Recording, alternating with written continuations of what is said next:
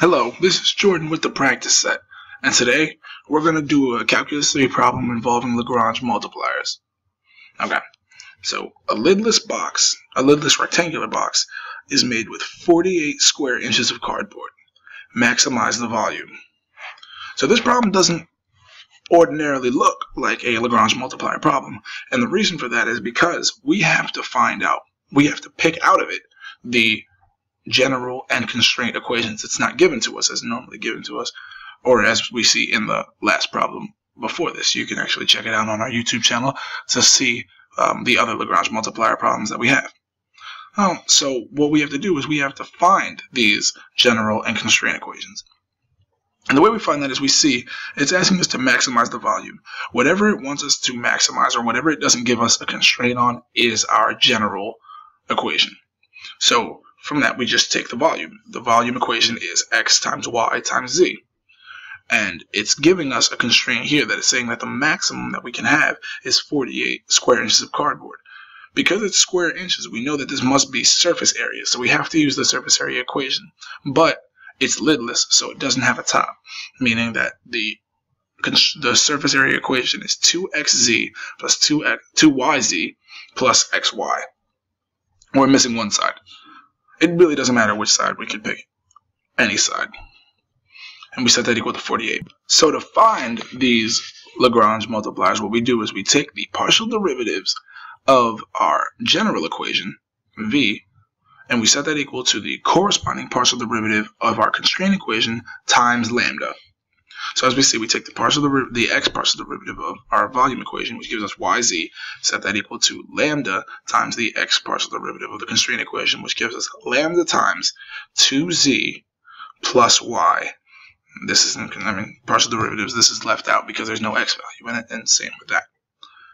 And we do that for all of the variables, and then we include the constraint equation as the final equation. So now, what we can realize here is that none of these equations overlap to make it easy for us to solve.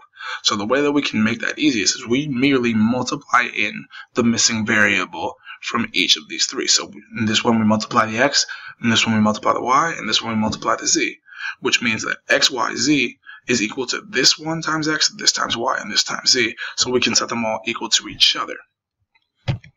So we can take the x equation now, this x times equation, and set it equal to this y times equation. So when we do that, we see, after doing the algebra, that x is equal to y. Now we can do the same with the x and the z equations. We set the x times equation equal to the z times equation, and do the basic algebra, and we see that x is equal to 2z. So now what we can do is we can take either of these. We can take any of these variables now and plug them into the constraint equation to find its value. So we're going to do that with the z. For every time that there's an x or a y, we can plug in a z. We see that our equation is 2xz plus 2yz plus xy. So because x is equal to y, it's the same as 2xz plus 2xz plus xy is equal to 48. So we plug that in right there, x, y, and z. This gives us z is equal to 2. And because we have z is equal to 2, and we know that x is equal to 2z, x is equal to 4, and because x is equal to y is equal to 4. So these are our extreme values. And because we have the extreme values, now we can find our maximum volume by plugging it into the volume equation. X times y times z, 4 times 4 times 2, which gives us our maximum volume of 32 cubic inches. Hope you learned a lot from looking through this problem.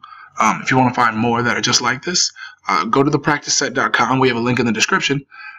We're a upper-level STEM practice problem database. This is exactly what we do. We take problems and we solve them out step by step, explaining everything that goes into it, and we try to give you as many of these problems as possible. That way you can get some real practice and actually learn it. We really hope to see you there. Bye-bye.